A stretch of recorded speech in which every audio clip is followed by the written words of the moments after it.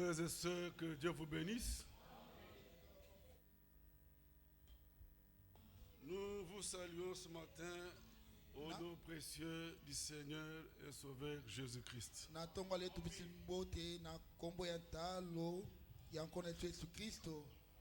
Nous rendons grâce à notre Dieu pour ce souffle de vie, l'être et le mouvement. Nous n'avons aucune stratégie que nous pouvons monter pour maintenir ce souffle de vie en nous.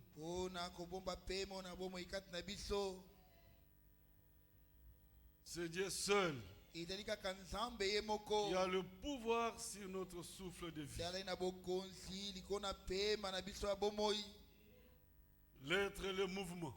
Nous sommes tenus debout sur nos pieds. Nous avons quitté nos maisons pour nous retrouver ici. C'est par la grâce de Dieu. Que Dieu vous bénisse. Je vous invite à vous lever. Nous voulons lire la parole de Dieu. Nous allons dans Ésaïe, le chapitre 14 d'Ésaïe. Nous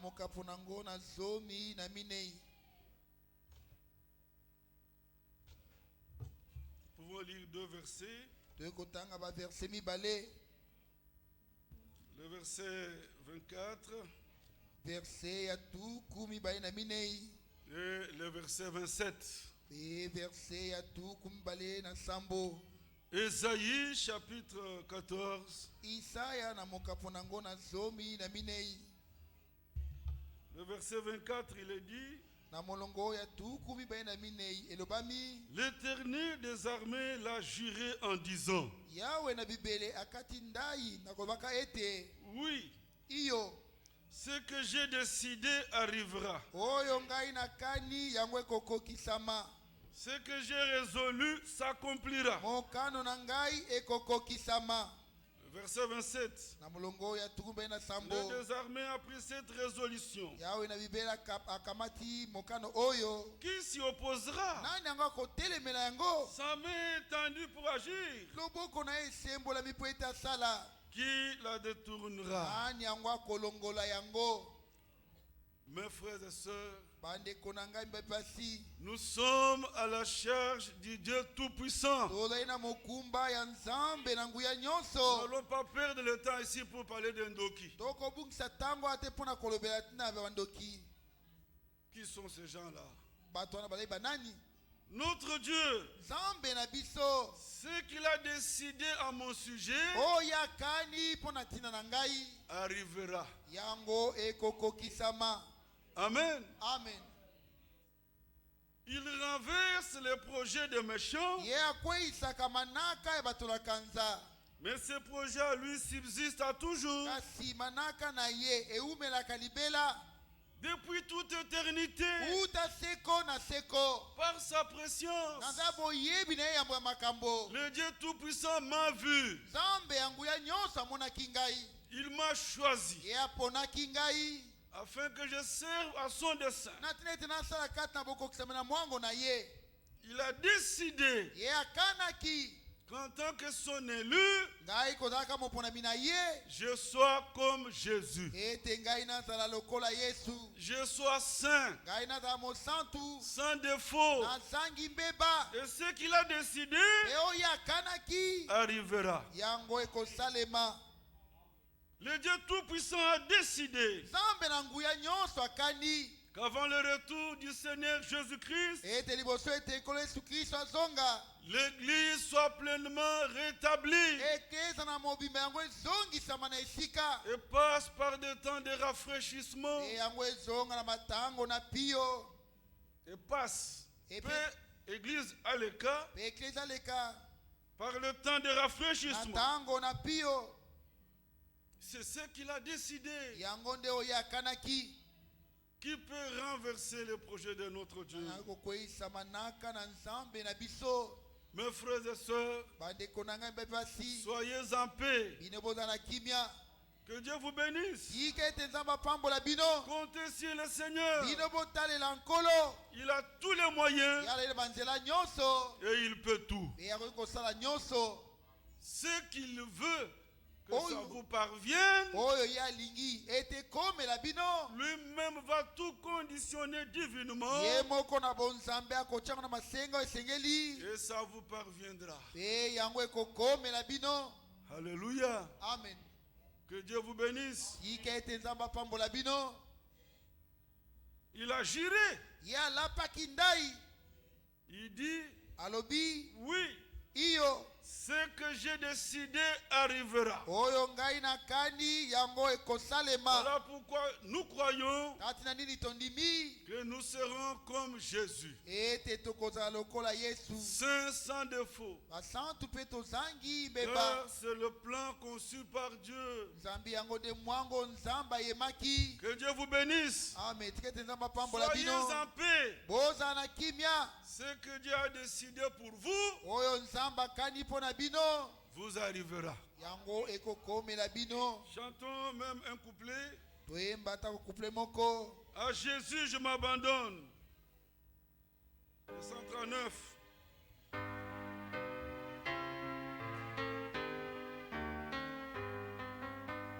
À Jésus je m'abandonne.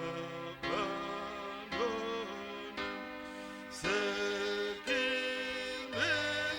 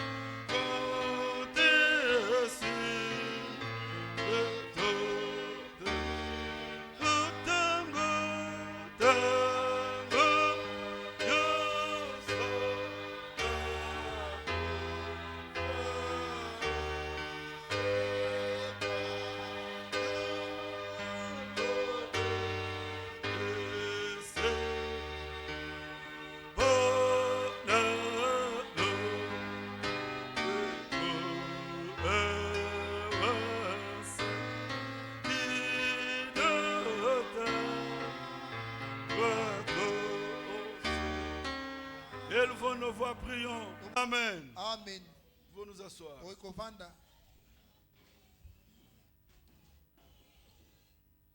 Ces derniers temps, il fait chaud.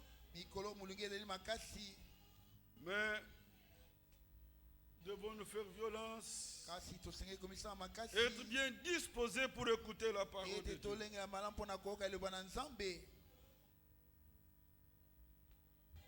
Je voudrais voudrais chanter un cantique avec vous avant que le frère Cabral ne vienne. Comme une terre altérée, c'est le numéro 2.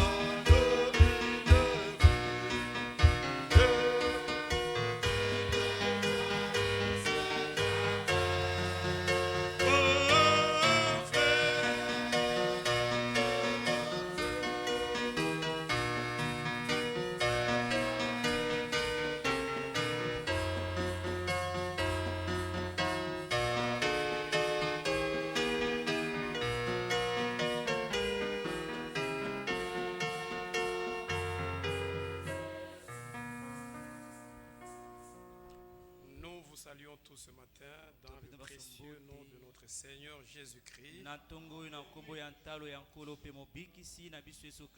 Et le vœu de mon cœur est que chacun de vous soit visité par le Seigneur. Je ne sais pas si vous le croyez, frère.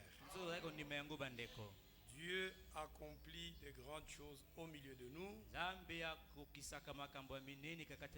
Et d'ailleurs, il fait des choses, même si vous ne croyez pas, comme il a décidé de faire, il le fait. Parce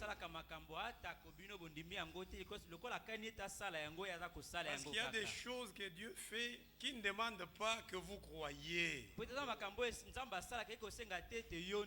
a dit que l'enlèvement aura lieu. Que vous le croyez, que vous ne le croyez pas, l'enlèvement aura lieu.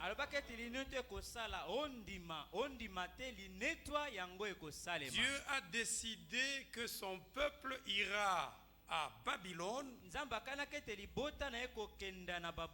et par la bouche du prophète Jérémie, Jérémie s'est élevé, il a dit au peuple: ainsi parle le Seigneur. Vous irez en captivité pendant 70 ans. Ça, c'était Dieu qui a décidé. Et voilà, il s'est levé un homme. Il se nommait, il se disait qu'il était aussi prophète. Il dit au peuple de Dieu: non, ainsi Dieu m'a dit, vous n'irez pas en captivité pendant 70 ans, mais par contre vous irez pendant 2 ans. Dieu accomplit et il fait ce qu'il a décidé. Lorsque Jérémie a écouté cela, il fallait que l'on puisse démontrer qui des deux Dieu a eu à s'adresser. À qui de ces deux Dieu a parlé. Comme c'était la décision de Dieu, Israël était parti en captivité pendant 70 ans. Mais il y a aussi des choses qui demandent notre foi. Que Dieu vous bénisse. C'est pas si une fois vous avez suivi à Krefeld, nous avons vu un certain bien-aimé, je crois, c'est le frère Chimanga, si j'ai bien une bonne mémoire. Le frère avait connu un problème nerveux, un problème neurologique. Les médecins ont décidé, les médecins ont diagnostiqué, les médecins ont parlé. Et il arrive des fois que nous mettons même là un point final à la vie des hommes. Mais quand Dieu n'a pas encore décidé, tout ce que le médecin peut dire n'arrivera pas. D'ailleurs, il m'arrive aussi des fois, quand j'opère un malade, à un certain moment je me dis, par rapport à cette condition, j'appelle même les membres de la famille. Je les fais venir dans la salle d'opération. Je leur dis, par rapport à ce cas, en tout cas, je vois qu'il y a un sang ne va pas. Votre frère, votre soeur, votre épouse, votre mari, il peut succomber à tout moment. Regardez ce qu'il y a dans le ventre. Il y a un désordre total. Les choses ne vont pas dans l'abdomen. En tant qu'homme, parce que sur base de ce que j'ai étudié, je me dis, cet homme en tout cas, il n'a pas de jour. Alléluia. Amen. En tant qu'homme, j'ai parlé ainsi. Mais Dieu nous surprend toujours. Quand je finis l'opération et que je rentre chez moi, je me dis peut-être dans 1 heure, ils vont me rappeler. Dans 2 heures, on pourra me rappeler pour dire, l'homme là que tu as opéré, il est parti. Et comme souvent j'habite non loin de l'hôpital, j'entendais toujours, il disait, s'il y a des cris, c'est cet homme-là. Il arrivait de fois. Je peux même entendre les cris de pleurs. Et je me dis, effectivement, il est mort.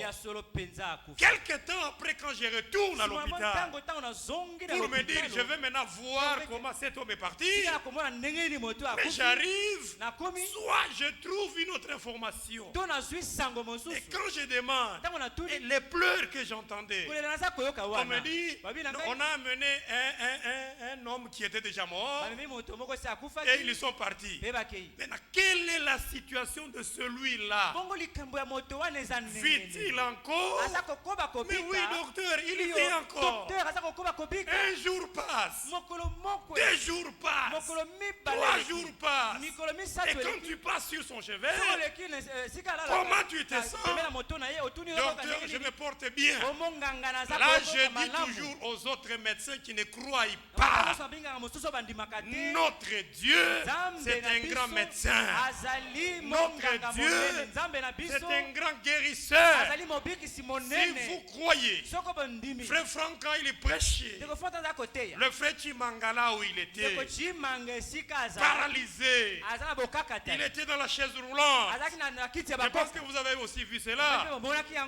Par la foi. C'est pourquoi j'ai dit, dans le plan du salut, il y a des choses que Dieu a décidées, que vous croyez, que vous ne croyez pas.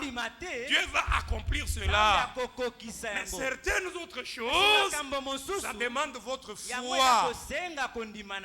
Je suis dans Actes chapitre, je crois, 14. Actes chapitre 14.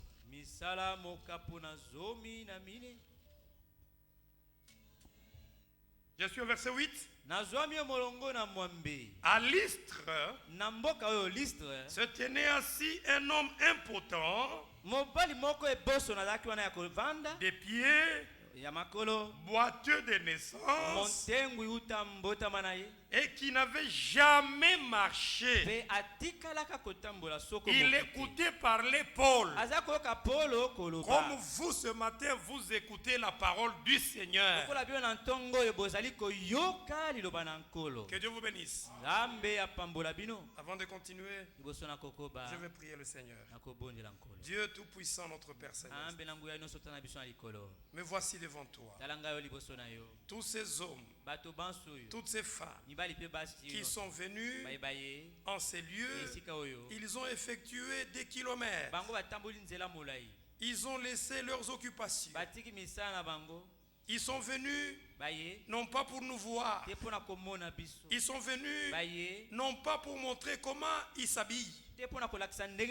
Ça, je le sais de tout mon cœur. Mais ils sont venus pour écouter ce que toi tu as à leur dire. Le vœu de mon cœur, c'est que tu arrives à faire les mêmes choses que tu as accomplies au jour d'autrefois. Hébreux chapitre 13 verset 8 nous dit, Jésus-Christ est le même hier, aujourd'hui et éternellement. Ce que tu as fait du temps de Paul, tu pourras le faire encore aujourd'hui, parce que tu n'as pas changé. J'ai confiance en toi, que mon frère, que ma soeur qui est venue souffrant, la Bible nous dit, par tes meurtrissures, nous sommes déjà guéris. Nous le croyons.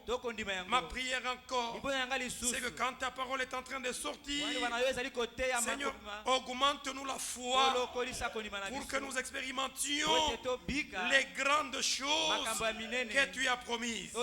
Agis, parce que nous croyons que tu es au milieu de nous. Manifeste-toi comme étant le même Dieu qui a marché avec Israël. Fais-le pour l'honneur de ton nom. Ainsi je prie avec foi, croyant que tu as exaucé, car je le demande au nom de Jésus-Christ. Amen. Était en train de prêcher. Il y avait un homme boiteux, impotent de naissance. Il écoutait parler Paul. Et Paul fixant les regards sur lui et voyant qu'il avait la foi pour être guéri, dit d'une voix forte, lève-toi droit sur tes pieds. Et il se leva d'un bond et marcha. Toi qui es malade ce matin, par la foi, reçois ta guérison. Toi qui as des problèmes ce matin, mais par la foi, Jésus-Christ reste encore la solution. Ayez la foi, croyez, et vous verrez des choses s'accomplir. Alléluia. Amen. Je crois de tout mon cœur que Jésus-Christ est ici. Parce que Frère Branham disait, il a prêché un sermon intitulé, il y a ici plus que Jonas, il y a ici plus que Samson, il y a ici plus que Salomon, il y a ici, une fois j'ai prêché ici, je vous ai dit, il y a ici plus que Évil Mérodac. Ici, il y a plus que le pasteur. Ici, il y a ici plus que le médecin. Jésus-Christ guérit encore. Parce qu'Ésaïe, le foyer, comment le châtiment qui était tombé sur lui, il a été mené à la boucherie comme une brebis muette qui n'a pas ouvert la bouche. Mais Dieu a prévu cette voie pour que les maladies que nous avons puissent être ou expérimenter la guérison. Frère, croyez. Alléluia. Amen. Écoutez, Jean chapitre 15, il est écrit, Jean chapitre 15, je commence au verset 6.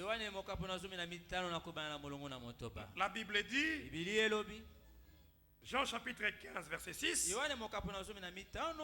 Si quelqu'un ne demeure pas à moi, il est jeté dehors comme le sarment et il sèche.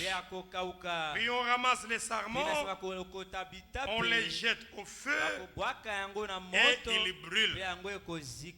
Si vous demeurez à moi et que mes paroles demeurent en vous, demandez, alléluia, Amen. c'est que vous voudrez.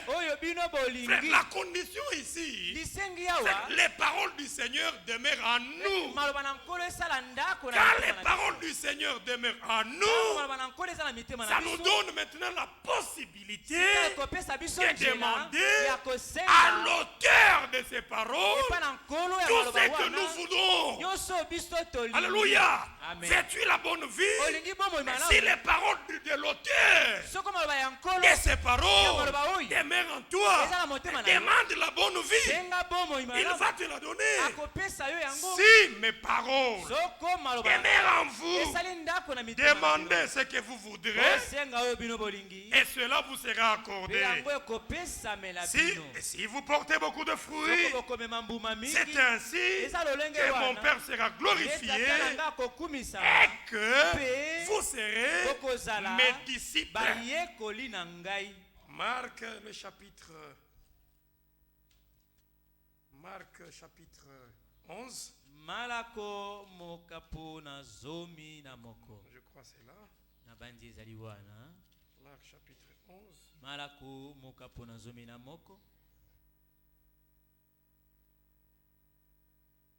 Le verset 22. Il est écrit. Jésus prit la parole et leur dit, ayez foi en Dieu. Je vous le dis en vérité, si quelqu'un dit à cette montagne, ôte-toi de là et jette-toi dans la mer. Et s'il ne doute point en son cœur,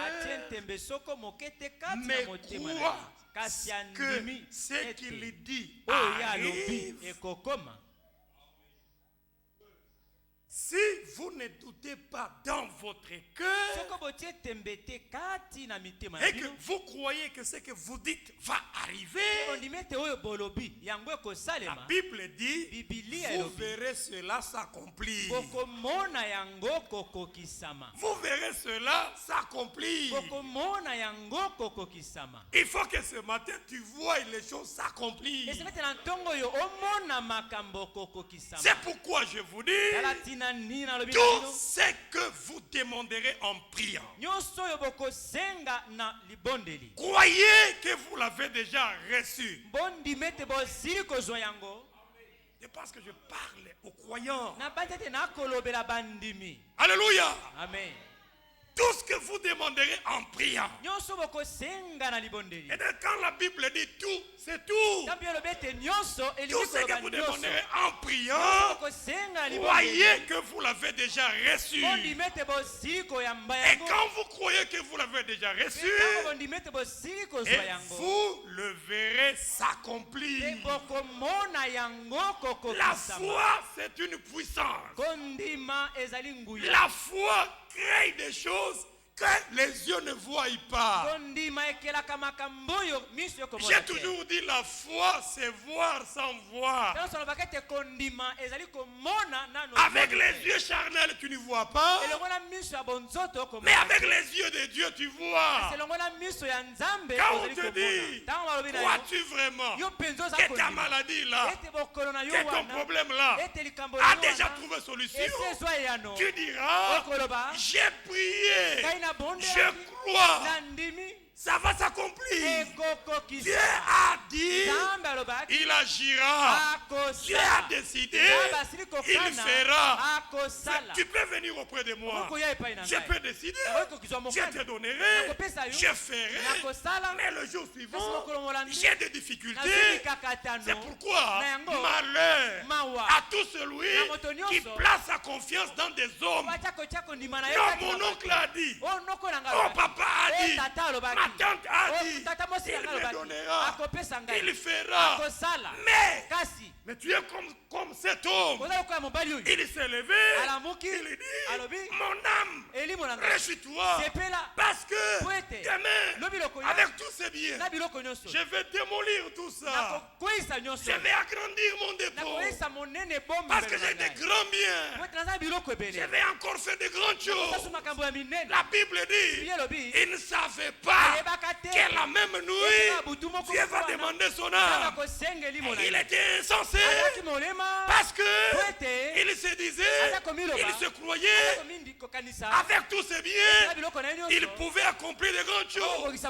Malheur à tout celui qui place sa confiance en Égypte, qui place sa confiance dans des eaux, qui place sa confiance dans sa femme, qui place sa confiance dans son papa.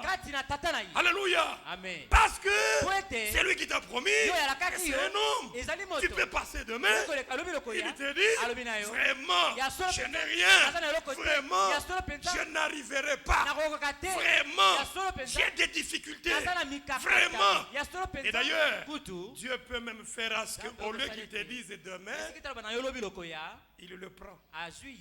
Toi tu es là, espérant dans des eaux. Mais malheur à toi. Espère en Dieu. Crois en Dieu. Dieu n'a jamais déçu. Les hommes déçoivent, mais Dieu ne déçoit pas. Il est l'ami fidèle. Il marche avec nous pour nous amener au bon port. Je pense le mardi, je l'ai dit, quand le Seigneur disait aux disciples, allons de l'autre côté. Passons de l'autre côté. C'était déjà fini. Le Seigneur a dit c'était fini. Il a décidé, c'était déjà terminé. Même quand ils étaient sur la mer et qu'il s'est levé un grand impétueux, le Seigneur avait déjà dit c'était déjà terminé. Pour les disciples, nous sommes déjà de l'autre côté. Pour notre enlèvement, quoi qu'il en soit, nous arriverons, nous partirons. Nous serons là-bas. Nous croyons que le Seigneur est fidèle et il le fera. Écoutez frère, en 1517, ça fait déjà 503 ans. Même frère Franck l'a dit. Il dit ceci. Pendant que Martin Luther, un réformateur que le Seigneur a suscité. Martin Luther, c'était un abbé catholique. Dieu le prend. Dieu le suscite. Martin Luther, il s'est tenu debout. Il va écrire environ 95 textes. 95 erreurs de l'Église catholique. Il écrit, il prend ses thèses, ses erreurs, il va les placer devant l'Église catholique. Pour que tout celui qui entre, et même le pape, et même les autres abbés, devaient voir et lire ces choses. Et parmi les choses, Martin Luther écrit, il dit, le pape, il est antichrist. Voici les erreurs. Nous disons qu'un homme meurt et que l'on fasse pour lui la messe. La messe de Requiem. Il y a la possibilité qu'il soit au purgatoire. Et quand nous prions, il peut changer de camp. Il peut maintenant aller au ciel et être reçu par Dieu. Martin Luther dit, c'est une erreur. Qu'est-ce qu'ils ont vu? Moïse était là, Élie était là. Ces deux hommes étaient des prophètes de Dieu.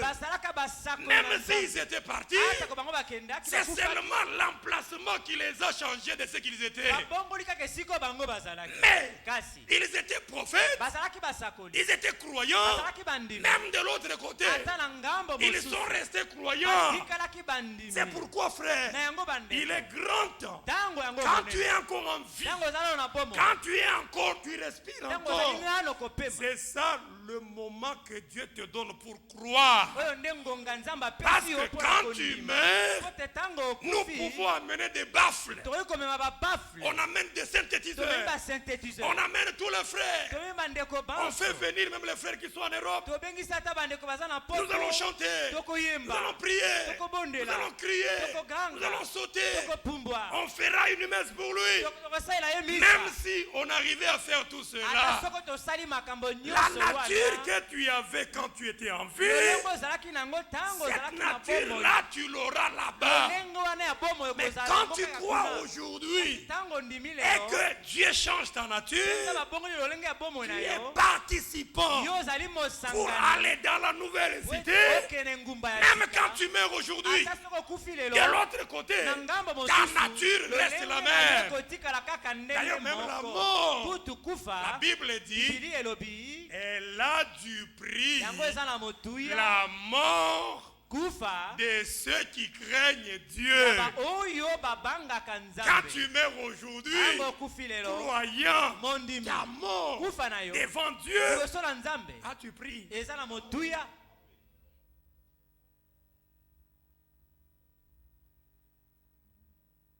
Tout ce que vous demanderez en priant, croyez que vous l'avez déjà reçu. Luther, quand il parle de ces choses, quand il a écrit, Frère Franck dit c'était dans les années 1517. Mais écoutez, La Bible disait déjà, ils se sont révoltés contre leur mère. Ils se sont appelés protestants. Nous nous protestons. Nous refusons. C'est que l'Église catholique dit. C'est que l'Église catholique fait. Et on les a appelés des protestants. Après le départ des réformateurs, les hommes se sont organisés. Et la Bible disait déjà, à la fin du temps, toutes les filles de la prostituée retourneront au sein de leur mère. Et la Bible ajoute, disant, la première fille de la prostituée ressemble à sa mère. Alléluia. Amen. Luther, quand il est parti, l'église luthérienne s'est vraiment réorganisée. Et après, il y a eu les autres qui sont venus. Alléluia. Amen. Ils se sont protestés contre l'église catholique. Tellement qu'elles sont nombreux. Mais à la fin, frère Franck dit, même frère Branham dit, elles retourneront auprès de leur mère. La première fille de la prostituée ressemble à sa mère. Et la première fille de la prostituée, c'est l'église luthérienne. Alléluia. Aujourd'hui, un luthérien qui est chez les catholiques, il se rendra compte qu'il n'est pas perdu. Parce que quand il entre là, tout ce qui se fait, toutes les pratiques, un luthérien, il se voit, il est chez lui, il n'est pas perdu. Tout ce qui se fait dans l'église luthérienne, et se fait dans l'église catholique, et qui se sont protestés, mais aujourd'hui, ils sont déjà rentrés à leur mère. Mais nous disons gloire au Seigneur, parce que vous et moi, Dieu nous a fait connaître ces choses. Quand eux disent, nous allons nous unir, nous allons nous mettre ensemble, nous ferons l'œcuménisme. Toi et moi, nous n'allons pas participer à ces choses parce que Dieu nous a tirés là-bas comme des tisons qu'on a arrachés au feu. Et aujourd'hui, nous voyons les choses s'accomplir. Et qu'est-ce que doit être l'attitude du croyant? L'attitude du croyant, c'est maintenant redresser la tête parce que notre rédemption approche. La rédemption de quoi? La rédemption du corps. Sauvés, nous sommes déjà sauvés. Pardonnés, nous sommes déjà pardonnés. Sanctifiés, nous le sommes déjà. Ce que nous attendons, c'est que ce corps ici, parce que ce corps ne va pas hériter le royaume. Nous attendons que le Seigneur puisse vraiment changer ce corps. C'est pourquoi la Bible dit, c'est que nous revêtirons un corps qui est incorruptible. Aujourd'hui, ça ne va pas dans ce corps. Le lendemain, ça ne va pas. Mais nous attendons quand nous allons revêtir l'immortalité. Frère, je ne sais pas si vous aspirez à ces choses. Aujourd'hui, tu dépenses. Aujourd'hui, tu donnes l'argent. Même dans la Bible, la femme là qui coulait le sang pendant 12 ans, la Bible dit, elle a tout gaspillé. L'argent, la richesse, elle a tout donné. La solution était là pour elle un jour. Il fallait que Jésus passe par là. Et le même Jésus passe par ton chemin aujourd'hui. Luc 19, Zachée était sur les sycomores. Il fallait que Jésus passe par là. Et quand Jésus est passé par là, quand je lis cela, je ne vois nulle part où quelqu'un a dit à Jésus, cet homme-là, il se nomme Zachée. Cet homme-là, voici son travail. Cet homme-là, il fait ceci. C'est un homme comme ça. Personne n'a dit à Jésus. Mais comme le Seigneur, il nous connaît même par nos noms. Alléluia. Il me connaît par mon nom. Il connaissait Zachée par son nom. Il arrive là parce qu'il fallait qu'il passe par là. Il est passé par là. Il trouve cet homme et il lui dit, Zachée, hâte-toi de descendre, car le salut aujourd'hui entre dans ta maison.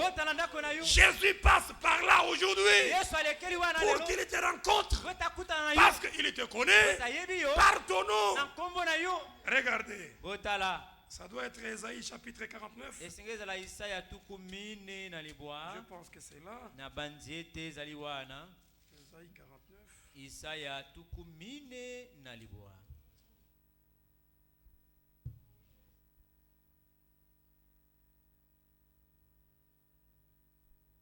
Le verset premier. Il écoutez-moi. Peuple lointain. Soyez attentifs. Je pense que nous sommes attentifs. L'Éternel m'a appelé dès ma naissance.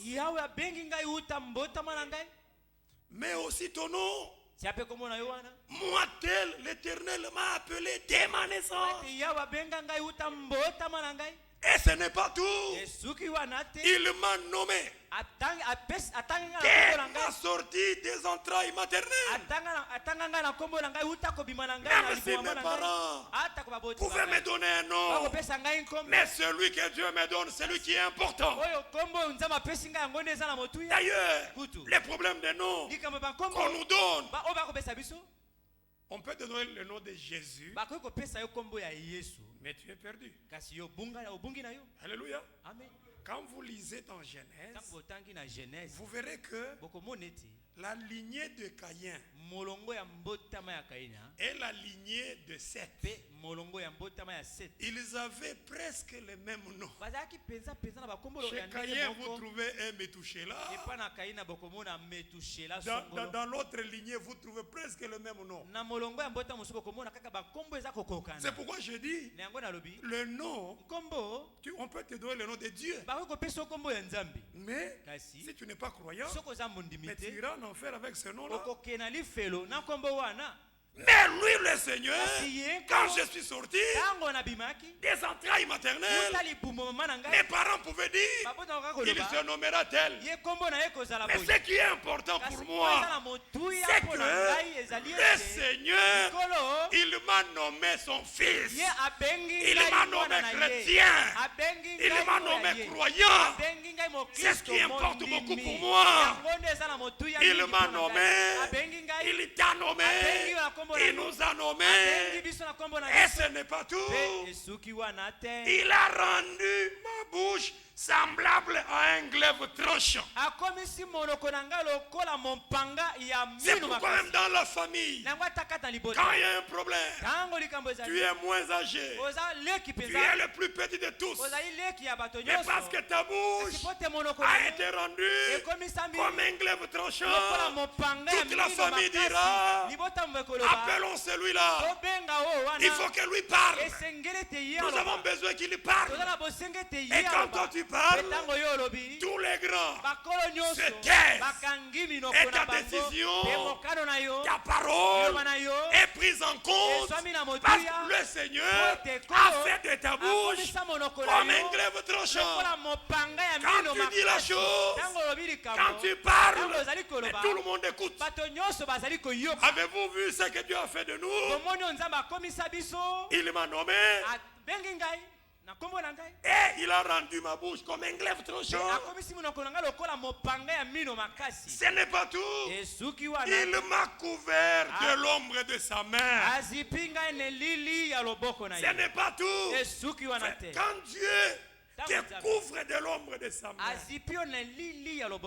C'est comme une sauterelle qui est dans une bouteille.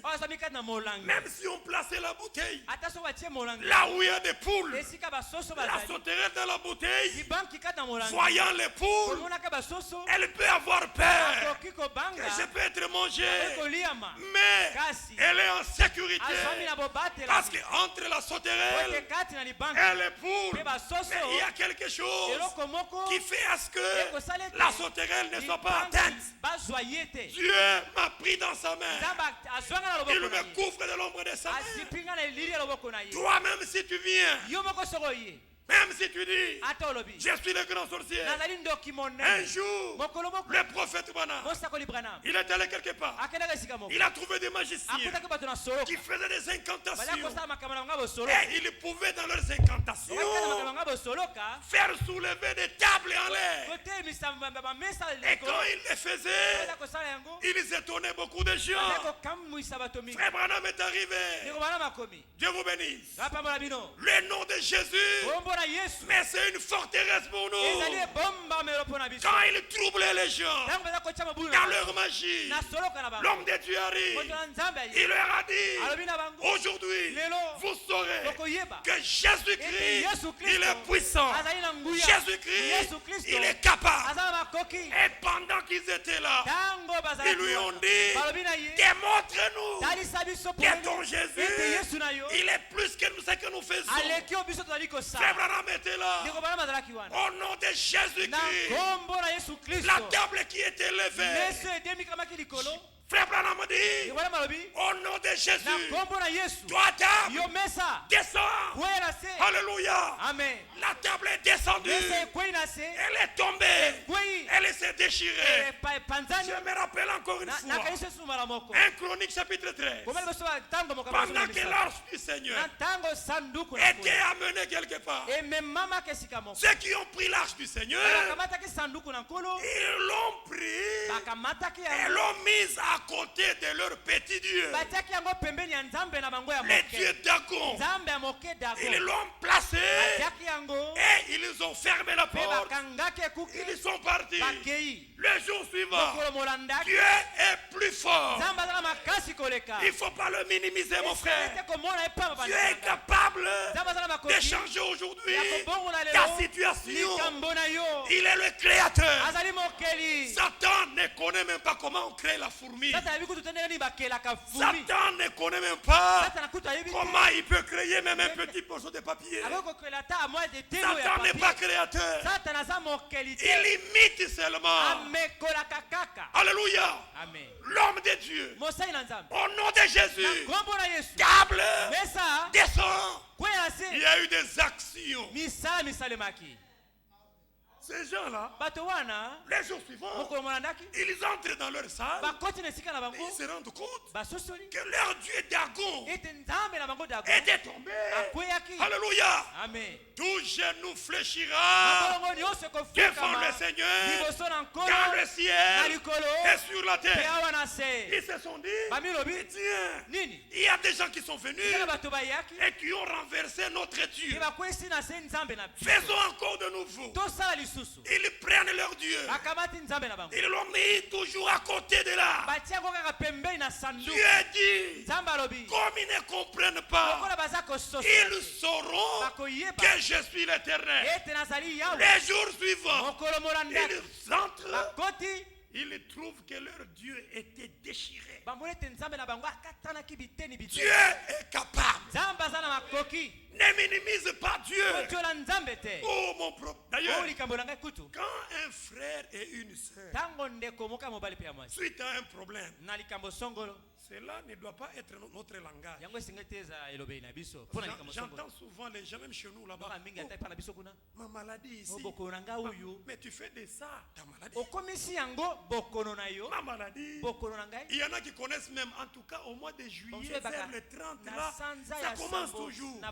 Moi avec ma maladie ici, en tout cas le mois de décembre, je suis toujours hospitalisé. Moi ici avec mon problème. Tu fais de ça ton problème. Mais je t'informe Notre Dieu est plus grand que ce problème-là. Il est capable. Si il a renversé ce petit Dieu, il peut le faire encore aujourd'hui. Je touche tellement beaucoup de choses. Excusez-moi, c'est comme ça que l'esprit nous conduit. Après, tu m'as expérimenté. Les médecins ont dit. Ce sont les médecins qui ont dit. Même à l'époque de Frère Branham. Pour aller à l'hôpital, il prie pour quelqu'un. Les médecins disent, avec ce cancer, on ne lui donne pas 3 jours. L'homme de Dieu prie. Et quand on fait les examens, les médecins sont étonnés. Mais il y avait des cellules cancéreuses. Et c'est possible ça. Alors, il n'y a pas longtemps que nous avons testé. Le cancer était là. Qu'est-ce qui se passe? Le créateur des cellules a agi. C'est que tu ressens comme problème dans ton corps. Mais Dieu reste créateur. Il peut encore recréer d'autres nouvelles cellules en toi. C'est pourquoi ne dis pas mon problème, ma maladie. Dis seulement dans la prière, je crois dans la meurtrissure de Jésus. Je suis déjà guéri. Et en plus de cela, confesse-le. Dis-le. Je suis guéri. Je suis guéri. Luc chapitre 16. Un centenier qui avait un serviteur malade. Il voit Jésus. Alléluia. J'ai mon serviteur qui est malade. Dis un mot seulement. Lisons un peu ça. Je crois que c'est Luc chapitre 7.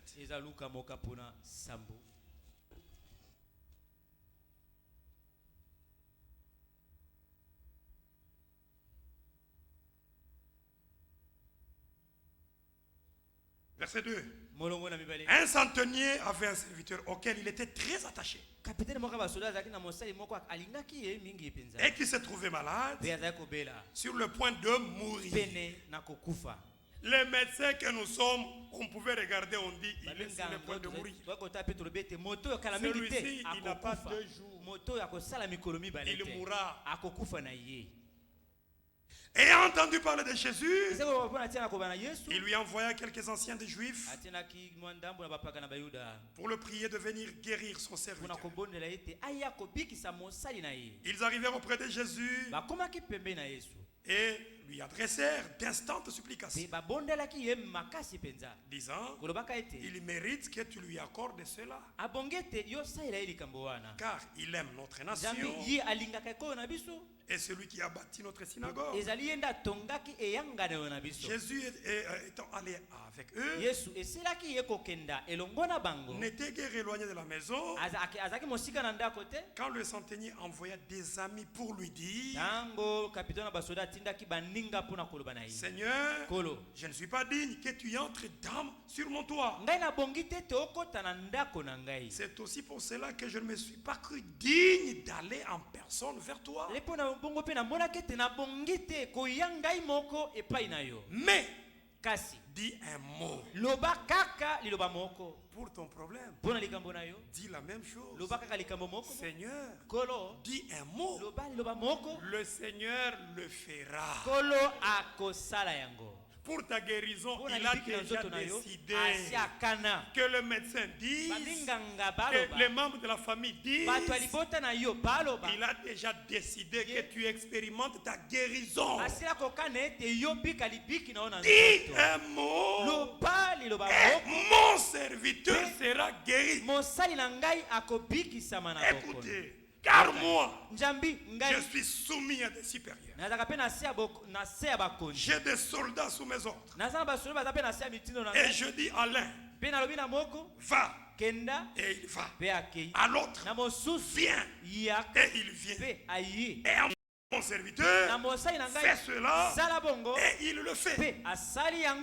Lorsque Jésus entendit ces paroles, il admira le centenier. Ce matin, il faut que le Seigneur t'admire. Il faut que le Seigneur t'admire. Mais c'était un grand monsieur. Quand il appelle quelqu'un, viens. Va. Mais il dit, devant toi, je ne suis pas digne. Ça doit aussi être notre attitude. Dans la maison du Seigneur, ne ressemblons pas à cet homme-là. Pendant qu'ils étaient en prière, un autre disait, Seigneur, je ne suis pas digne. Je ne suis pas digne.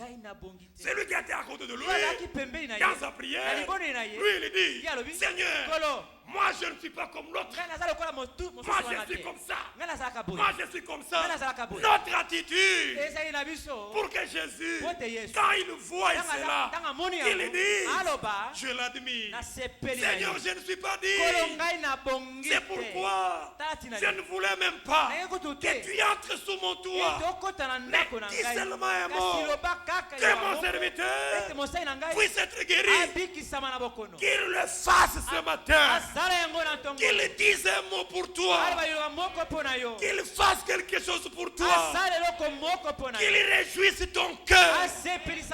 Parce que quand tu es dans la joie, tu vas le glorifier. Jacques dit, parmi vous, quelqu'un est-il dans la joie?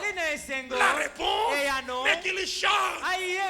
Si tu me réjouis, je chanterai, je sauterai, je louerai, je proclamerai que Dieu n'échoue pas, que Dieu a fait des merveilles.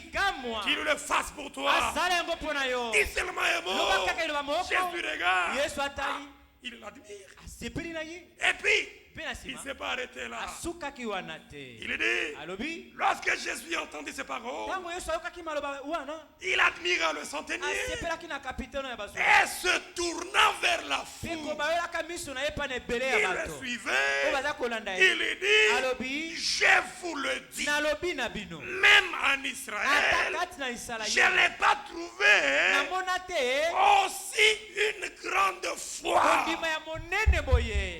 Qu'il le dise aussi pour toi. Croyez, frère. Croyez, sœur. Dieu est capable. Je n'ai pas trouvé une si grande foi en Israël. Je t'annonce un Jésus ressuscité.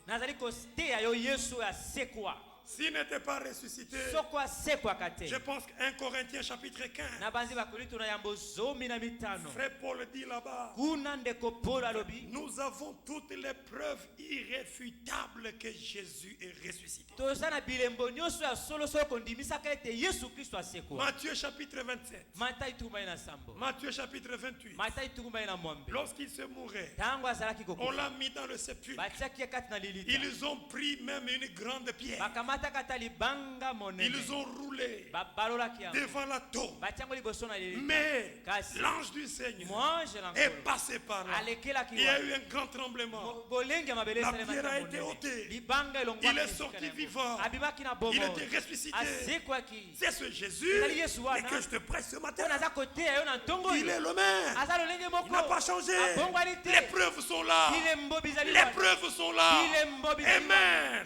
Lorsqu'il s'est présenté devant les disciples, il leur a dit que la paix soit avec vous. Je suis là. Thomas qui ne croyait pas, Jésus lui dit, il a fallu que tu puisses toucher. Avance ton doigt, touche dans mon côté.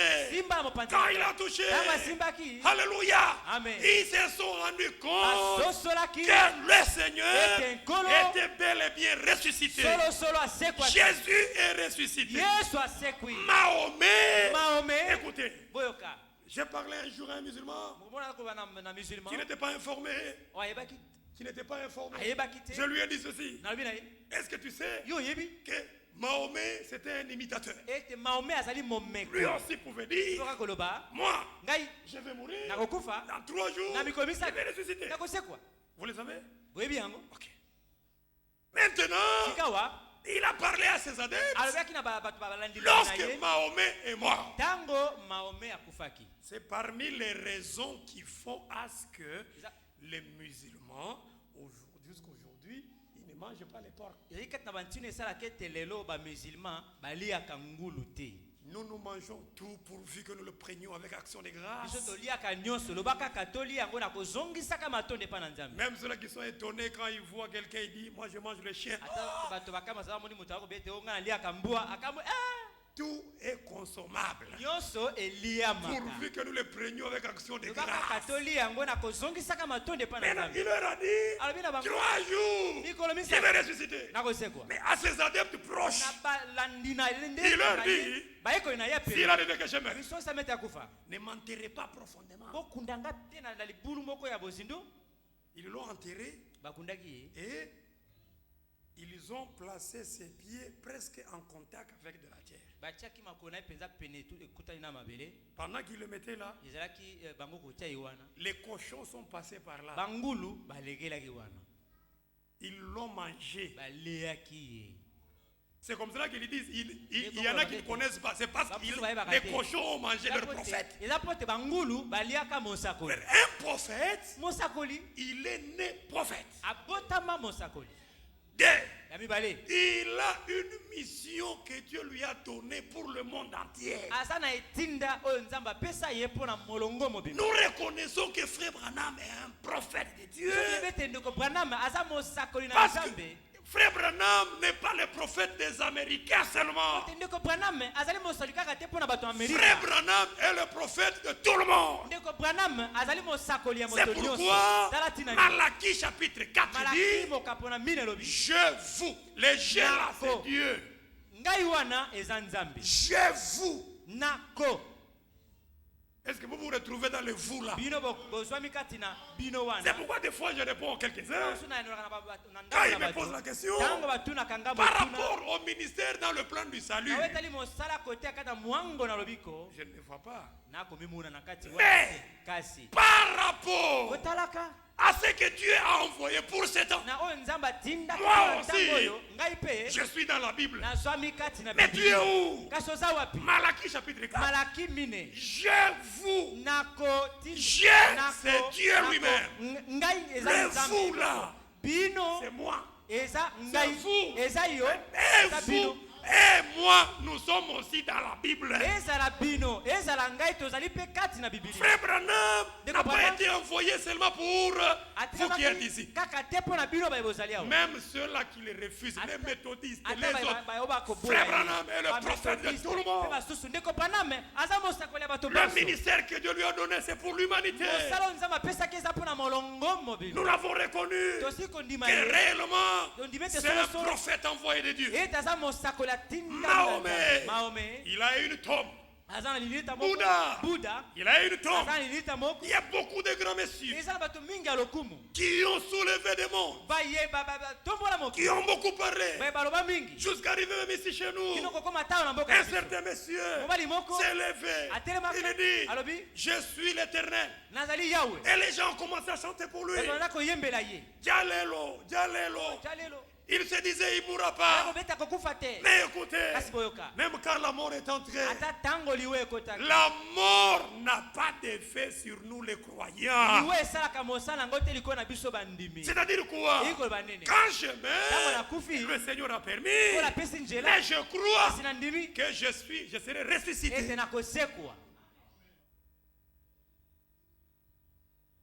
Lorsque dans Jean chapitre 11,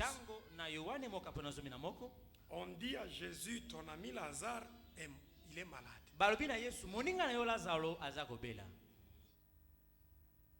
Jésus, il prend les disciples, il leur dit, éloignons-nous. Il est parti, mais il avait entendu. Il est parti. Les gens pouvaient lui dire, mais c'est un méchant. Cet homme Il mange des fois là-bas. C'est une famille amie à lui. Son ami est malade. On lui dit qu'il est malade, mais lui il s'en va. Il est parti. Quand on lui dit, mais ton ami qui était malade, il est mort. Deux fois, le Seigneur permet à ce que nos situations se meurent. Quand les gens vont se moquer, quand ils vont beaucoup parler, maintenant il dira, allons-y. Allons-y. Lorsqu'il est arrivé, l'une des sœurs lui dit, mais Seigneur, mais il fallait que tu sois là. Mais notre frère il est mort. Ça fait déjà 3 jours. Il s'en met.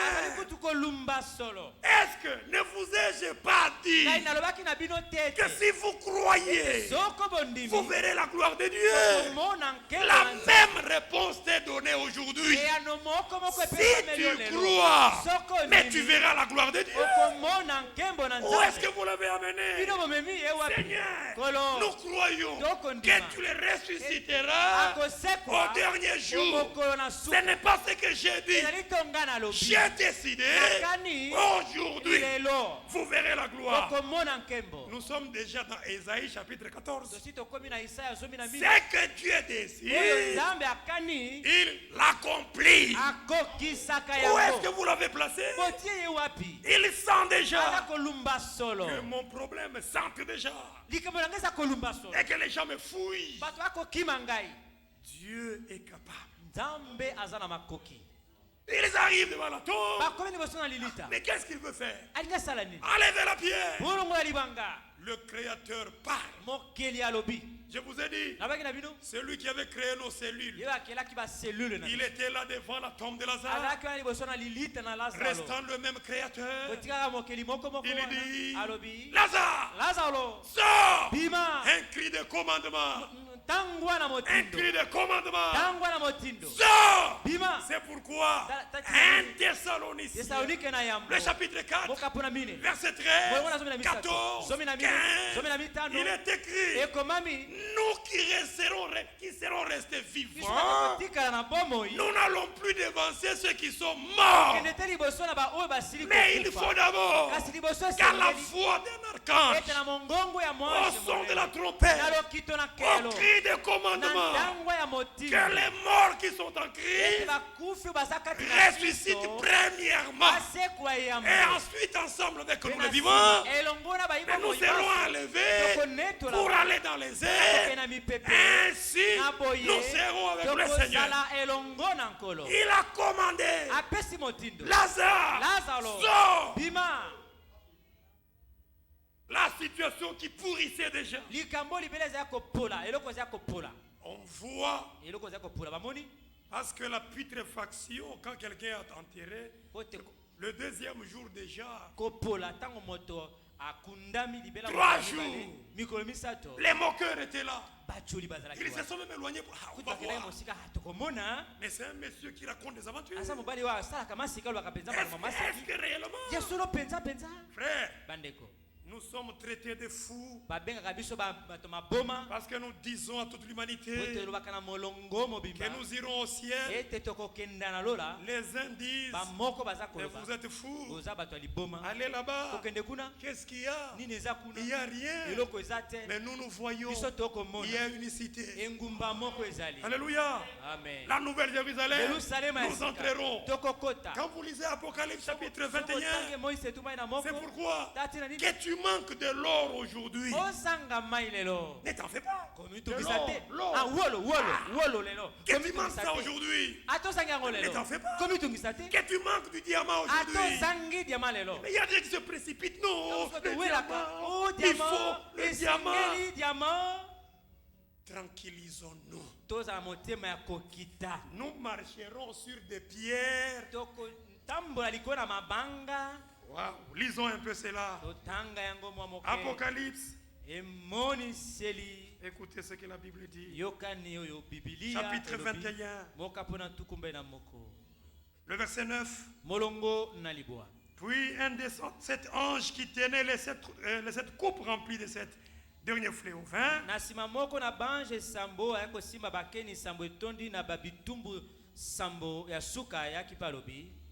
Et il m'adressa la parole en disant, viens, je te montrerai l'épouse, la femme de l'agneau. Et il me transporta en esprit sur une grande et haute montagne. Et il me montra la ville sainte, Jérusalem qui descendait du ciel, d'auprès de Dieu, ayant la gloire de Dieu.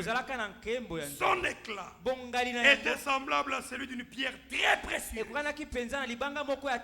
d'une pierre de jaspe, transparente comme du cristal. Elle avait une grande et haute muraille. Elle avait 12 portes. Je saute, hein? Verset 19. Les fondements de la muraille, les fondements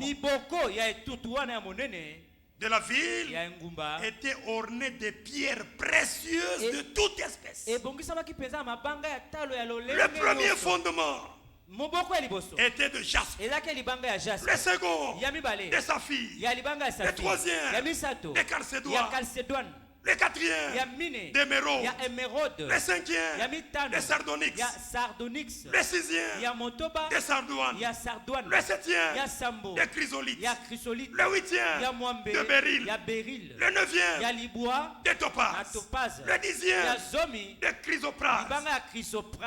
Le 11e d'hyacinthe. Le 12e d'améthyste. Avez-vous déjà vu sur cette terre une maison construite avec 12 fondements?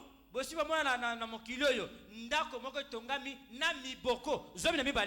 ces maisons ne sont pas comparables à là où nous irons. C'est pourquoi je ne désire pas ces choses. D'ailleurs la Bible dit, mais le monde, la terre passe avec tout ce qu'elle renferme. Quand aujourd'hui quelqu'un a construit une maison, ma maison, cette maison, et d'ailleurs, s'il faut qu'on entre en détail, il a volé l'argent au travail, il construit. J'ai toujours dit à mon service, quand tu voles l'argent, tu construis une jolie maison, les gens qui voient, ils diront quoi? Jolie maison. C'est qui le propriétaire? On peut te chercher pour te jeter des fleurs, des éloges, jolie maison. Mais écoutez, celui à qui on dit ça, savez-vous ce qui se passe dans son cœur? Savez-vous? Il se dit, cette maison, je l'ai construite avec de l'argent sale. Un édifice inoubliable. Je ne sais pas si vous avez compris. Édifice inoubliable. C'est pourquoi le meilleur exemple, David qui a convoité la femme d'autrui. Il prend la lettre, il donne. Vous connaissez ce monsieur? C'est Uri. Il prend sa mort, il l'amène. Quand il est mort, David a pris sa femme. Sa femme était tombée enceinte. Quand l'enfant est venu, savez-vous ce que Dieu a fait? Dieu se dit, ça, un édifice inoubliable. David, l'enfant mourra. David a jeûné. Il a prié. Seigneur, Dieu dit, non, édifice inoubliable. Il mourra. Moi, je me réjouis. Si aujourd'hui, je n'ai pas de maison, ou si j'en ai, on ne dit rien de ça. Mais j'ai une demeure. J'ai une cité. J'irai habiter là-bas. Je me tiendrai là-bas. Aux côtés de lui. Le Seigneur, il vous aime.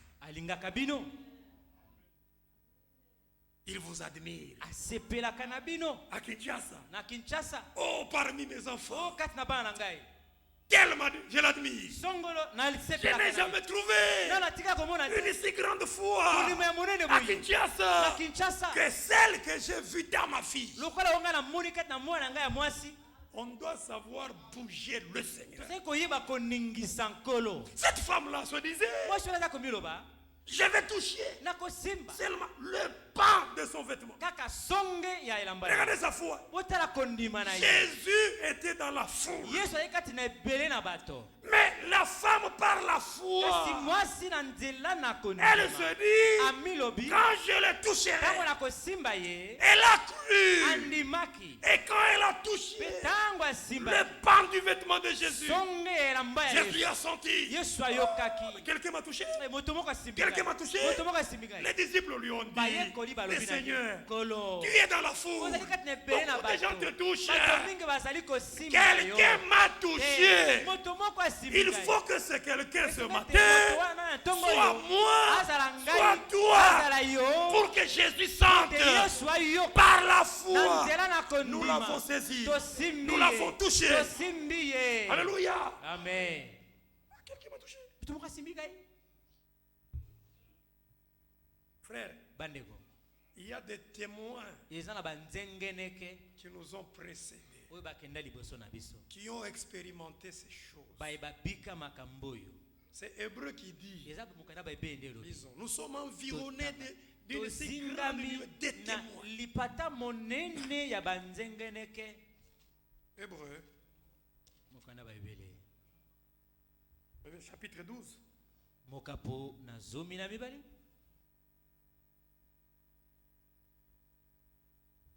Verset 1er. Nous donc aussi. On parle de nous. Puisque nous sommes environnés d'une si grande nuée de témoins. Si vous voulez comprendre qui sont ces témoins, allez dans Hébreu chapitre 11. Là où on dit, par la foi, par la foi, Abraham par la foi, Rahab par la foi, Samson par la foi. D'ailleurs, celui qui a écrit, il dit, mais si il faut que je continue à écrire, le temps me manquerait. Moi aussi je me mets là-bas. Par la foi. Cabral par la foi. Joseph ma soeur, que tu sois aussi cité par la foi. Nous aussi, nous sommes environnés d'une si grande nuée de témoins. Par la foi. Regardez frère. Ça c'est un récit que vous connaissez. Daniel chapitre 3. On prend Anania, Mishaël et Azaria. Les trois. Moi je n'aime pas les appeler Shadrach, Meshach, Abednego. Non, moi je n'aime pas les appeler comme ça. Moi j'aime les appeler Anania, Azaria, Mishaël. C'était ça leur nom. C'est quand ils sont arrivés à Babylone qu'on leur a attribué le nom des dieux de Babylone.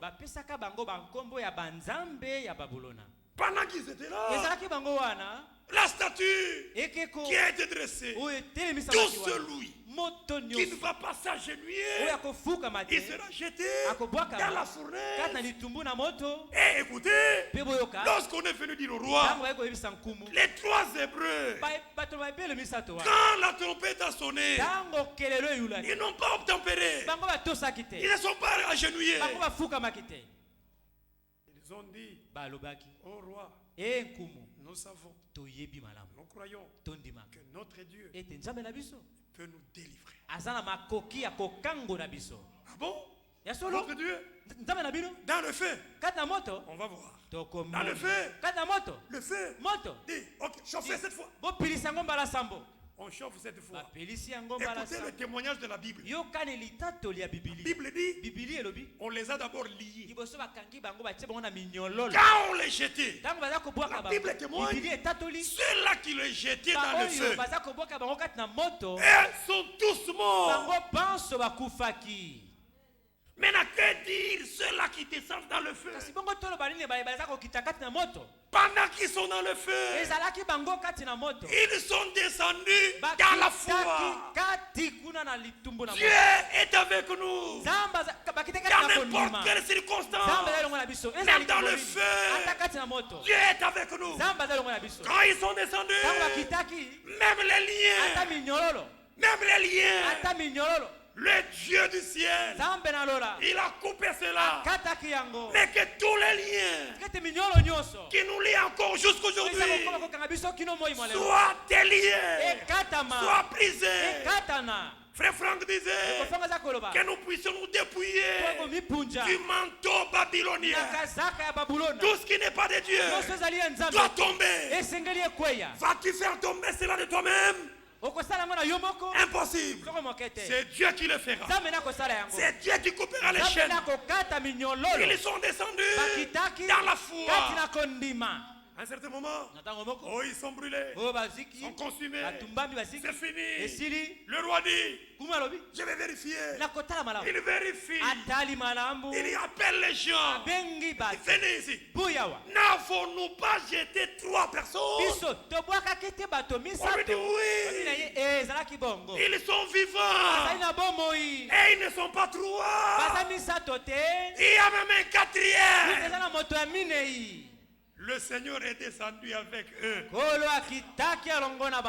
Il est plus grand que le feu. On voit les 3 en train de louer Dieu. Dieu les a réjouis. Que Dieu nous réjouisse aussi. Ils se réjouissaient. Oh, ils sont 4. Il les a appelés par leur nom là de chez eux. Shadrach, Meshach, Abednego. Êtes-vous en vie? Qu'est-ce qu'on t'avait dit, roi? Notre Dieu, il nous a délivrés. Alléluia. Dans la foi. La foi, c'est une ferme assurance. Des choses qu'on espère. Une démonstration. On doit démontrer de notre foi. Dans cette circonstance, Dieu a dit, nous avons vu des frères, des sœurs, ils sont malades.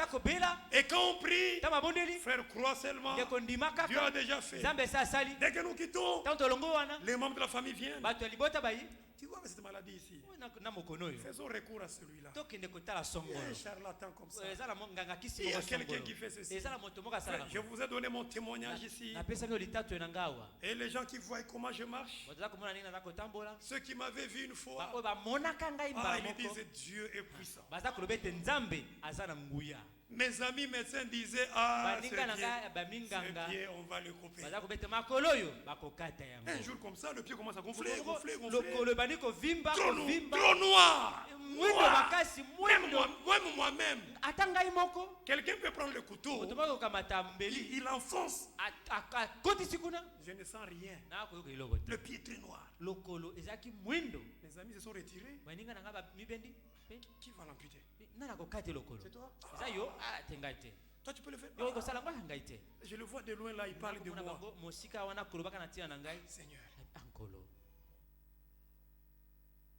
en rapport avec la prière, il n'y a pas d'homme, il n'y a pas de femme. En rapport avec la prière, nous avons reçu nous tous la même promesse. N'est-ce pas? Voici les miracles qui accompagneront ceux qui auront cru à mon nom. Ils les imposeront. J'ai expérimenté ma femme qui me tient. Je vais prier pour toi. On était à l'extérieur vers 19h. Elle me touche. Elle prie pour moi. Elle prie pour moi. Elle prie pour moi. Elle prie pour moi.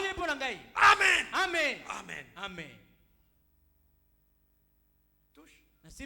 Oh, je sens mon pied. C'est mon pied. Je prends un truc pointu. Les gens ont pronostiqué que les pieds seront coupés. Et quand ils m'ont vu rentrer, je ne portais même pas les souliers. Je suis en souliers. Toi, tu as les souliers. Oui. Ah, mais comment ça? Est-ce qu'on peut voir? Le monde doit être étonné de ce que Dieu fait pour nous. Qu'est-ce que je pouvais dire? Parce que quand on me fait les injections, c'était terrible. J'ai compris. La guérison ne dépendait pas de ça. La guérison dépendait de la volonté de Dieu. Et la volonté de Dieu, il fallait que la chose arrive pour qu'il me manifeste sa gloire. Il m'a réjoui, je l'ai glorifié, j'ai chanté, je l'ai loué, parce qu'il a répondu. Alléluia. Amen. Dans cette situation, oh roi, notre Dieu nous a délivrés. Quelque temps après, Daniel chapitre 6, c'est maintenant leur frère, Belchassar. Daniel, dans la fosse au lion. Et ces lions, c'était des lions affamés. Quand on jette seulement, dans les minutes qui suivent, et les eaux consommées. Par la foi, toi Daniel, mon Dieu, en qui je crois, me délivrera. Amen. C'est vrai ça. Devant les lions, affamés. Ok, on va voir. Pouf. Le créateur des lions, il descend là-bas. Il dit aux lions, tranquillisez-vous. Mon serviteur est là. Taisez-vous. C'est ce que nous avons lu le vendredi, Romains chapitre 28. Paul qui est amené à Rome. Lorsque la vipère l'a mordu, les gens ont commencé à dire, on verra. Vipère, il mourra avec le venin de la vipère. Le créateur de la vipère, c'est Dieu. Les gens se disaient, il va mourir, il sera enflé, il mourra. Ils regardaient à leur montre, 10 minutes, dans 30 minutes, peut-être il mourra. La Bible dit, ils ont attendu longtemps. Rien de mal n'est arrivé à Paul. Ils changèrent d'avis. Et il dit, c'était un Dieu. J'ai posé la question à ceux qui étaient le vendredi. Croyez-vous que nous les croyants, nous sommes des dieux? Mais oui, parce que Psaume 82 le disait. J'avais dit que vous êtes des dieux. Nous sommes des dieux. Sur cette terre, nous sommes saints. Qui nous a fait saints? C'est Dieu. Il nous demande la sainteté. Et c'est encore lui qui nous la donne. Parce que c'est qu'il est, c'est ce que nous sommes. Il a dit, soyez saints comme moi, je suis saint. Moi je dis amen à cela, parce que le même Dieu qui a dit, c'est encore lui qui me rendra saint. Et quand je marche, je suis saint. Les gens doivent constater, comme quand Élisée passait à Sunem, la femme a constaté. Regarde, chaque fois qu'Élisée passait à Sunem, la femme regarde. Elle dit à son mari, cet homme, c'est un saint homme de Dieu. Elle a constaté cela. Ne le disons pas par farce, je suis saint, alors qu'en réalité on ne l'est pas. Si tu es saint, l'Esprit de Dieu rendra témoignage à ton esprit et que tu es saint. Que le Saint dise Amen. Dieu vous bénisse. Dans n'importe quelle situation, il tombe avec nous. Amen. À l'époque des communistes, je crois que c'est en URSS à l'époque, comme ça commence encore à se faire aujourd'hui, avec Vladimir Poutine, il ne veut pas ce livre ici. À cette époque, ils ont brûlé des Bibles. Ils ne voulaient pas des chrétiens. Ils pouvaient prendre des gens. Tu crois? Oui, je crois. Bon, on verra. Dieu va te délivrer. Ceux qui nous ont précédés, frères, ils ont souffert. On chauffe des fûts de goudron. Et dans le goudron, quand le goudron est chauffé, vous y entrez seulement comme ça. Quand vous sortez, toute la chair est partie.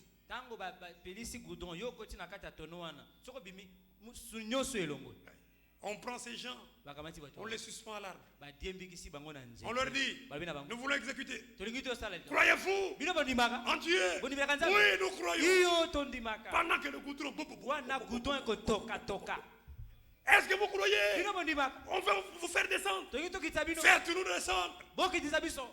Ils ont expérimenté la même chose que Anania, Azaria et Michaël. Ok, on verra. Jusque même dedans.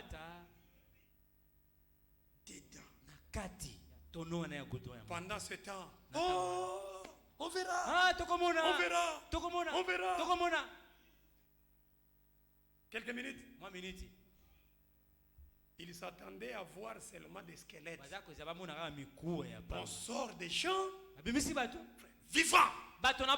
Sans goudron, sans quoi. Le même Dieu, il est avec nous ce matin. Les autres étaient fusillés. Tu crois au Seigneur Jésus-Christ? Oui, je crois. Voilà qu'un jour, un militaire qui fusillait les croyants. Quand il est fusillé, Dieu lui ouvre les yeux. Qu'est-ce qu'il voit? À chaque fois qu'il fusillait les croyants, avant que les croyants ne tombent, il voyait une couronne qui leur fut donnée. Quand il fusille, alors il voit. Qu'est-ce qui se passe? C'est gens ici. Il dit maintenant à ses chefs. Il dit à ses chefs. Est-ce que vous aussi, vous voyez ce que moi je vois? Qu'est-ce que tu vois? Quelque chose se passe avec ces gens. Moi aussi, je crois en leur Dieu. Ils ont gardé la foi. Ils ont été obéissants. Je pense que c'est ici où je l'avais dit. Il y a des prophètes à qui Dieu a dit des choses. Mais dans l'obéissance, ils ont agi. Savez-vous ce que Dieu a dit à Ézéchiel? Un prophète de Dieu. Dieu lui dit, Ézéchiel, je veux t'enlever ce qui fait les délices. Disons cela. Ézéchiel. Chapitre 24.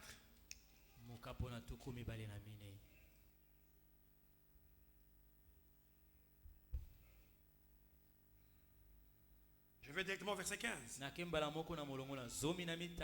Je Je vais arrêter d'un moment à l'autre. La parole de l'Éternel me fut adressée en ces mots. Fils de l'homme, voici, je t'enlève par une mort soudaine, ce qui fait le délice de tes yeux. Tu ne te lamenteras point. Tu ne pleureras point. Et tes larmes ne couleront pas. Avez vu? C'est lui qui dit, c'est Dieu. À qui? À son prophète. Ézéchiel, je vais t'enlever d'une mort soudaine. Dieu lui parlait de sa femme. Ta femme va mourir. Et quand ta femme meurt, toi, tais-toi. Ne pleure pas. Ferme ta bouche. Ne te lamente pas. Et soupire en silence. Ne prends pas les deuils des morts. La femme est morte, mais il n'y a pas de deuil à la maison. On voit le mari qui est là. La femme est déjà morte. Il est tranquille. Mais les voisins se disent, qu'est-ce qui se passe? Qu'est-ce qui se passe? Cet homme-là, peut-être, il a sacrifié sa femme. Ainsi m'a dit Dieu. Alléluia. Amen. Ne pleure pas. Soupire en silence. Tais-toi. C'est pas tout. Attache ton turban. Aujourd'hui, de lui dire, porte même la veste. Mets la cravate. La femme est déjà là. C'est pas facile, hein? Comme c'est le ainsi dit Dieu. Je suis obéissant, Seigneur. Amen. Amen. Ne pleure pas. Quand ta femme sera morte, hein? Amen. Il ne faut pas amener le dé à la maison. Amen, Seigneur. Et puis, mets ta chaussure à tes pieds.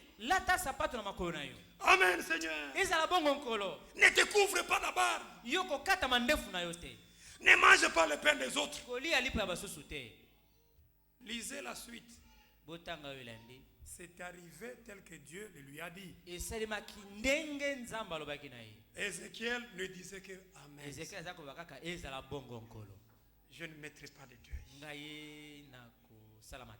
Je ferai ce que tu as dit. Je suis obéissant. C'est arrivé. Si c'est toi, à Lubumbashi, j'ai vu un monsieur qui a perdu 3 enfants le même jour. Les enfants, ils ont mangé une farine là, qui est empoisonnée. 3 enfants. C'était un pasteur. À la morgue, nous sommes allés voir les enfants. 3. Pendant qu'il pleurait les 3. Ambulance. On amène le 4e dans un état critique. Le pasteur criait. Moi, je l'ai entendu. Oh Dieu! Même chose! N'a pas été éprouvé comme ça! Même chose! Non, trop c'est trop! Il n'a pas compris? Alléluia! Amen. Ceux qui nous ont précédés, ils ont enduré des choses. Amen. Voyons ce qui est arrivé à Isaïe aussi. Isaïe chapitre 20. Je vais terminer. Le verset 1er. L'année où Tartan, envoyé par Sargon, roi d'Assyrie, vient assiéger Asdod et s'en empara. En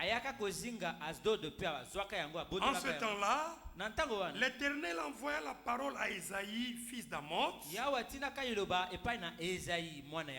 et lui dit, va, détache le sac de tes reins et ôte tes souliers de tes pieds. Il fit ainsi marchant nu et déchaussé. Qui a dit? Dieu a dit. Le prophète a exécuté. Alléluia. Ceux qui nous ont précédés. C'est pourquoi j'ai dit aux jeunes, il ne faut pas venir ici. Vous appliquez un proverbe tchokwe. Tchokwe di Katanga, ils disent Aïmwena Aïrila. Ça signifie ceux qui se présentent au canot, je tire. Cette femme-là, cette femme, celle qui est venue, celle qui m'a cherché, celle qui voulait, c'est elle. Et j'ai fait. Un témoin se mettra debout.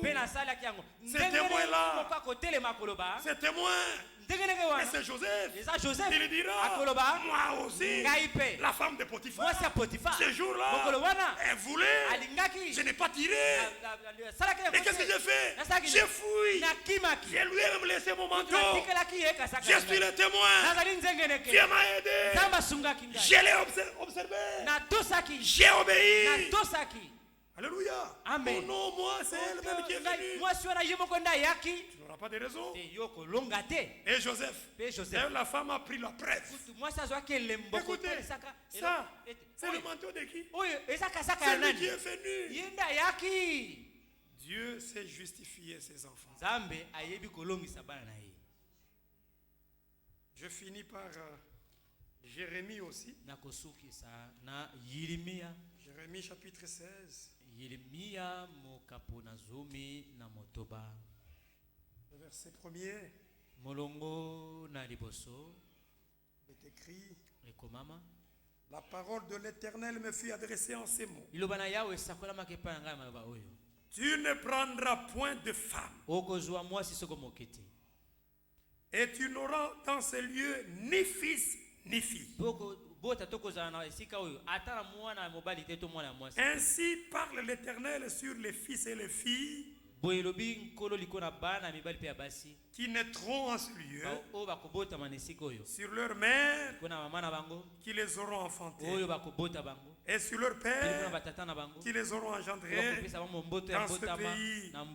Ils mourront consumés par la maladie. On ne leur donnera ni larmes, ni sépulture. Ils seront comme du fumier sur la terre. Ils périront par l'épée et par la famine. Et leurs cadavres serviront de pâture aux oiseaux du ciel et aux bêtes de la terre. Car ainsi parle l'Éternel: n'entrez pas dans une maison de deuil. N'y va pas pleurer. Que lamenter avec eux. Car j'ai retiré à ce peuple ma paix, dit l'Éternel. Bien-aimés frères et sœurs, notre Dieu, il est capable. Jésus-Christ est ressuscité et nous avons des preuves de sa résurrection. J'ai dit dans 1 Corinthiens chapitre 15, Paul pouvait dire, mais il y en a qui disent qu'il n'y a pas de résurrection, que Jésus n'est pas ressuscité des morts. Si Jésus n'est pas ressuscité des morts, ça signifie que ma prédication est vaine. Mais aussi votre foi est vaine. Mais de tout mon cœur, je sais que notre prédication n'est pas vaine. Je crois aussi que votre foi n'est pas vaine. Croyez en Dieu. Croyez.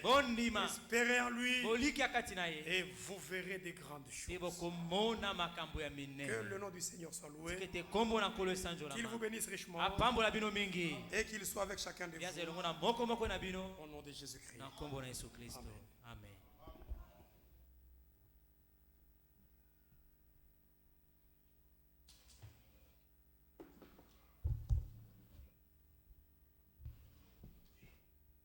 Que Dieu vous bénisse.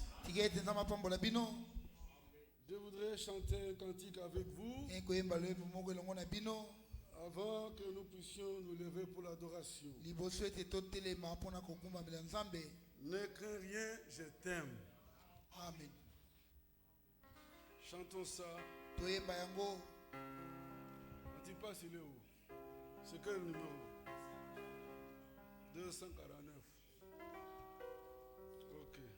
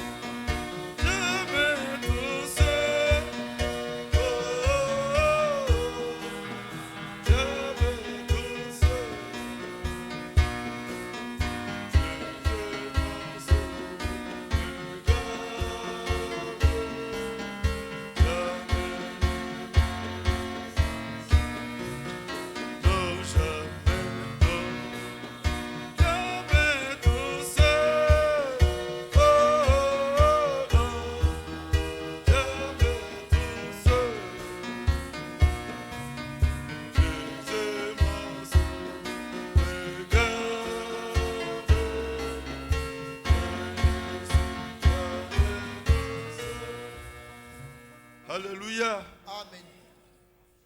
Il est avec nous dans toutes les circonstances. Dans la fournaise ardente. Même dans le puits des lions affamés. Il est là avec nous. Amen. Amen. Je vous invite à vous lever. Notre Dieu ne décourage jamais. Il fortifie. Il encourage. Il ne crée rien. Je suis avec toi. Et je suis pour toi la solution toute suffisante. Nous nous inclinons. Gloire, gloire.